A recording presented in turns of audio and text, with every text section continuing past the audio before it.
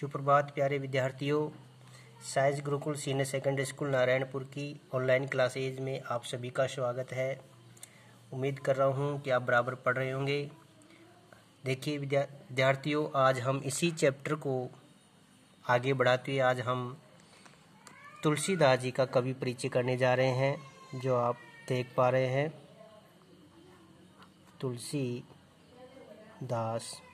जी, देखिए बच्चों, इसके संबंधित क्वेश्चन आता है जो 4 नंबर का आएगा कवि परिचय का, जो जिसको हल करेंगे हम। कैसे करना है वो देख रहे हैं। सबसे पहले हम यहाँ लिखेंगे जन्म स्थान। जन्म उनका कब हुआ, तो तुलसीदास जी का जन्म 1532 ईस्वी को हुआ। और यदि हम विक्रम संवत की बात करें तो 1589। ठीक है। अब सेकंड नंबर पर हम लिखेंगे जन्म स्थान। इनका जन्म कहाँ हुआ, तो इनका जन्म राजापुर, गांव, जिला है बांदा जिला, जो उत्तर प्रदेश में पड़ता है। ठीक है। अब नेक्स्ट लिखेंगे गुरु का नाम। गुरु कौन है इनके? गुरु का नाम बाबा नरहरिदास। ठीक है। चौथे नंबर पर लिखेंगे माता पिता। माता का नाम है तुलसी देवी और पिता है आत्माराम दुबे।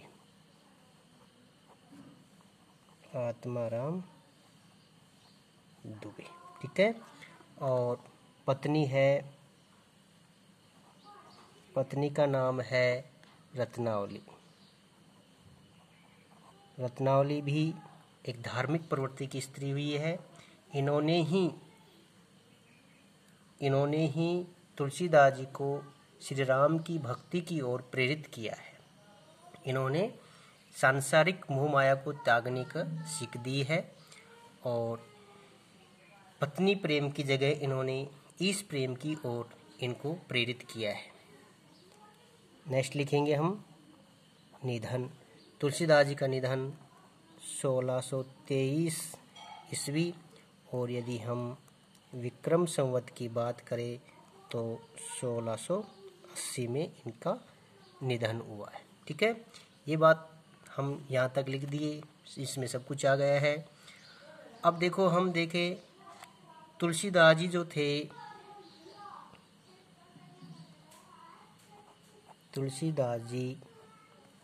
जो थे, भक्ति काल के कवि हुए हैं।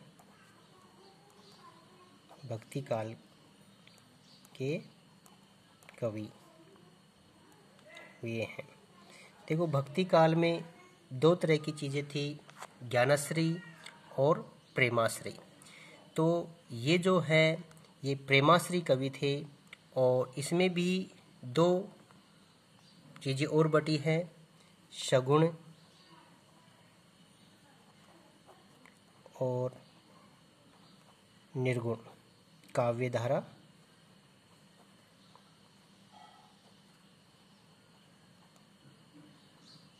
इसमें ये सगुण काव्य धारा के कवि हुए हैं। पिछले वीडियो में हमने देखा है कबीर निर्गुण काव्य धारा के कवि थे। ये ईश्वर के साक्षात स्वरूप में विश्वास करते थे। ठीक है। तुलसीदास जी को हिंदी साहित्य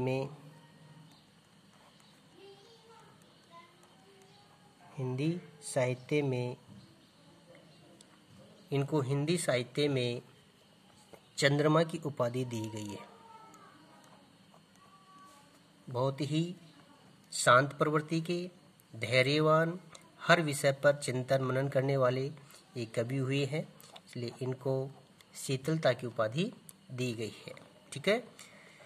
चंद्रमा की उपाधि दी गई है। इसके विषय में एक सूक्ति है, दोहा है, वो मैं लिख रहा हूँ। शूर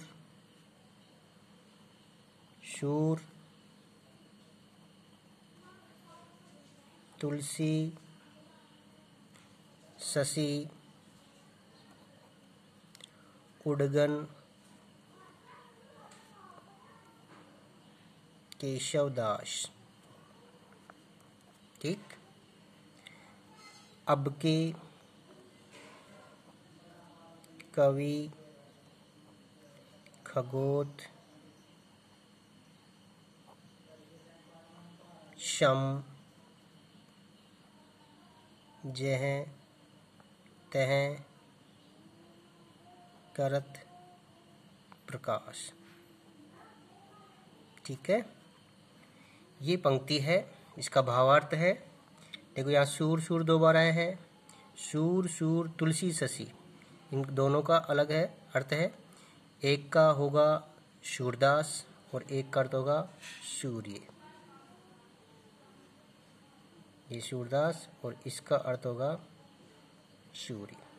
सूरदास सूर्य के समान तेजस्वी कवि हुए हैं और तुलसीदास चंद्रमा के समान शीतल कवि हुए हैं और केशवदास एक कल्पनाशील कवि हुए हैं, कल्पनाशील कवि हुए हैं। लेकिन अब के जो कवि है, आज के जो कवि है, एक छोटे से तारे के समान है जो जह तय कर प्रकाश वो वहीं प्रकाश करते हैं, यानी कि वो सूर्य के समान चंद्रमा के समान उजाला या प्रकाश नहीं करते। अर्थात आज के कवि की जो कीर्ति है, जो यश है, वो सीमित है और ये लोक प्रसिद्ध कवि हुए हैं। इन्होंने बहुत ज़्यादा ख्याति अर्जित की है। तो ये इनके विषय में हो गया है। नेक्स्ट हम देखेंगे तुलसीदास के बारे में, जानेंगे जन्म के बारे में कि तुलसीदास जी का जन्म जो है एक विचित्र टाइप का रहा है। ये अपनी माँ के गर्भ में 12 माह तक रहे हैं। समझे, सामान्यतः बच्चों का जन्म 9 माह में हो जाता है, लेकिन ये 12 माह अपनी माँ के गर्भ में रहे हैं। इसलिए जन्म के साथ इनके मुख में दांत थे, दांत थे। तो इन इस तरह का इनका स्वरूप देखा गया तो एक विचित्र बालक लगे। ठीक है, तो इस तरह से जब इनके मुंह से जब पहली बार शब्द जो निकला वो निकला राम। क्या निकला? राम। तब से इनका नाम राम भोला पड़ गया। ठीक है, राम भोला पड़ गया था, तभी इसका नाम राम भोला पड़ा। अब देखें गुरु से भेंट। गुरु इनके बाबा नरहरि दास थे, इनसे इनकी भेंट हुई। इन्होंने इनको शिक्षा दीक्षा दी, विधिवत तरीके से शिक्षा दीक्षा दी गई और ये एक अच्छे विद्वान बने। तो बाबा नरहरि दास ने इनका नामकरण किया, तो इनका नामकरण किया, विधिवत तरीके से नामकरण किया गया, तो इनका नाम तुलसी राम रखा गया। तुलसी राम, ये नाम किसने दिया? बाबा नरहरि दास ने। ठीक है, अब वैराग्य के बारे में जानते हैं हम कि ये वैराग्य, ये तो विवाहित जीवन जी रहे थे, पत्नी सुख का आनंद ले रहे थे, फिर ये वैराग्य धारण कैसे किया, ये एक सन्यासी कैसे बने, इसके लिए एक लंबी कहानी है कि जब इनकी पत्नी ससुराल गई और ये पत्नी प्रेम इतने आसक्त थे कि उनसे रहा नहीं गया और ये भी उनके पीछे पीछे चल दिए। प्राकृतिक बहुत सारी आपदाओं को पार करते हुए रात के अंधेरे में उनके घर तक पहुंच जाते हैं।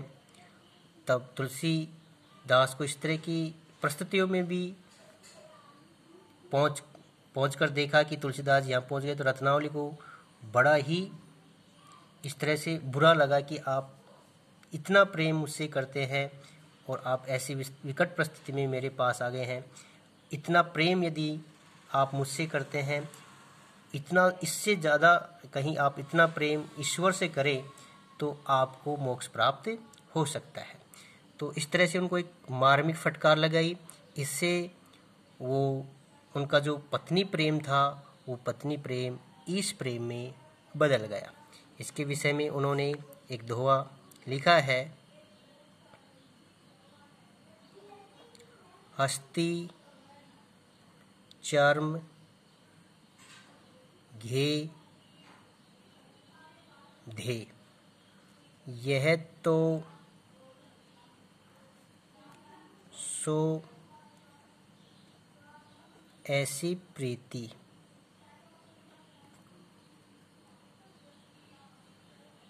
नेकु जो होती राम से, तो काहे भाव भीति। उसने कहा है, यदि आप मेरे इस अस्थि से, इस चरम से, इस देह रूपी घर से इतना प्यार करते हो, इतना स्नेह करते हो, यदि आप इतनी प्रेम, इतना स्नेह यदि आप राम से करें, तो इस संसार में आपको किसी प्रकार का भय नहीं है, किसी प्रकार का डर नहीं होगा। आप किसी से डर नहीं सकते, आपको सीधा मोक्ष प्राप्त होगा। इसलिए आप इस नश्वर शरीर से प्रेम करने के बजाय आप ईश्वर से प्रेम कीजिए, श्री राम से प्रेम कीजिए, आपका उद्धार होगा, आपको मोक्ष प्राप्त होगा। इस तरह से उनको मार्मिक फटकार दी गई है। तुलसी के आगे, तुलसी के काव्य में समन्वय की भावना सर्वोपरि रही है।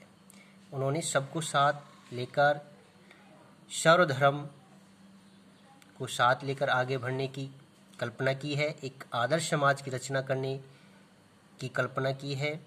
उनका जो आदर्श समाज की जो उन्होंने कल्पना की है, वो अप्रासंगिक नहीं हो सकती। उसके लिए उन्होंने अपनी रचनाओं में प्रमाण भी दिया है, बताया है। आगे हम देखें, तुलसीदास जी को भारतीय समाज में एक आदर्श पथ प्रदर्शक माना गया है। उन्होंने एक समाज को एक रास्ता दिखाया है, एक सही राह पर ले चलने का कार्य किया है।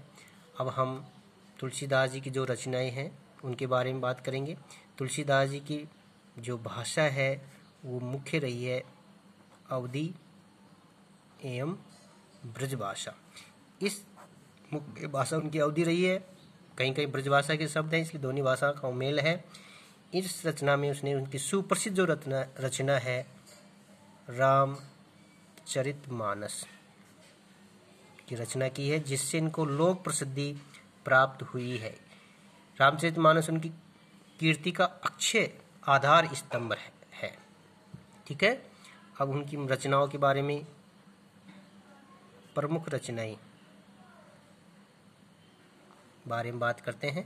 प्रमुख रचनाओं में उनकी है रामचरितमानस,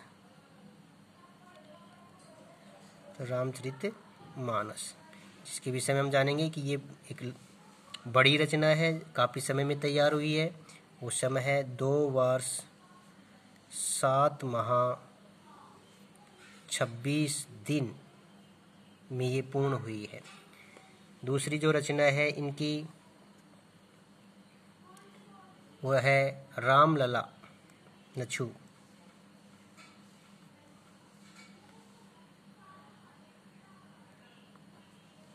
दूसरी जो रचना है वो है भरवी रामायण। चौथी जो है इनकी रचना वैराग्य संदीपनी। पांचवी जो रचना है गीतावली। छठी जो रचना है इनकी कृष्ण गीतावली।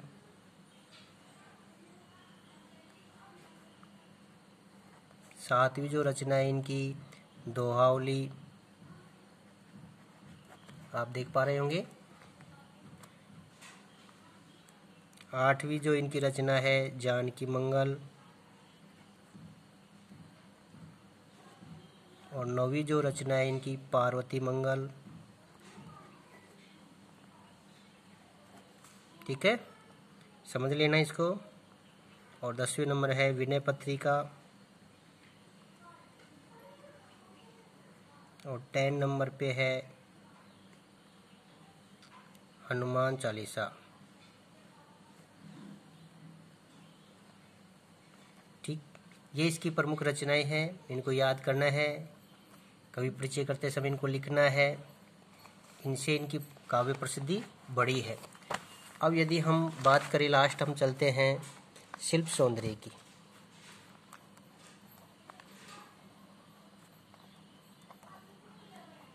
शिल्प सौंदर्य, ये शिल्प सौंदर्य यहाँ भी लिखा जाएगा और ये जब व्याख्या करेंगे तो उसके विशेष में भी लिखा जाएगा, तो वो देखना है इस पाठ के आधार पर। भाषा जो है तुलसी की भाषा रही है, मुख्य भाषा तो अवधी है ही एवं ब्रज भाषा। ठीक। दूसरा है शैली कैसी रही है इनकी, उपदेशात्मक। ठीक। तीसरी बात है छंद लिखेंगे। छंद की दृष्टि से कैसी रचना है, इन्होंने दोहा छंद का प्रयोग किया है यहाँ रचना में, हालांकि चौपाई छंद का प्रयोग किया है।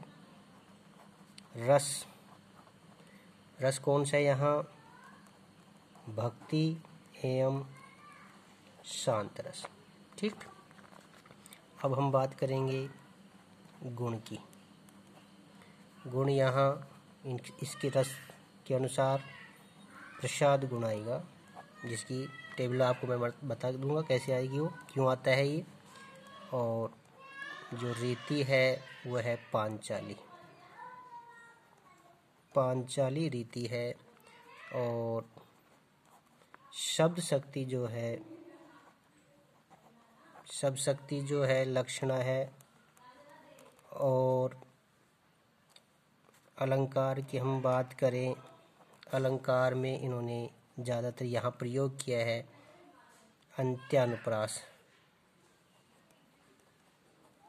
अंत्यानुप्रास अलंकार का यहाँ प्रयोग किया है। इस तरीके से ये आपका कवि परिचय पूर्ण हुआ। आप इस तरह से शॉर्ट में लिख कर याद करें जैसे मैंने आपको समझाया है। बाकी पूरी डिटेल आप तक पहुंचा दी गई है, उसका PDF है, उसको पढ़ें और शॉर्ट में याद करने का इस तरह शैली को अपनाएं, क्योंकि इस तरह का सवाल आएगा आपके 4 नंबर का, उस 4 नंबर को आपको ख़राब नहीं करना है। तो ये 2 कवियों के कवि परिचय आप तक पहुंचा दिए गए हैं, दोनों को याद करना है। आगे के वीडियो आप तक पहुंचाते रहेंगे। धन्यवाद।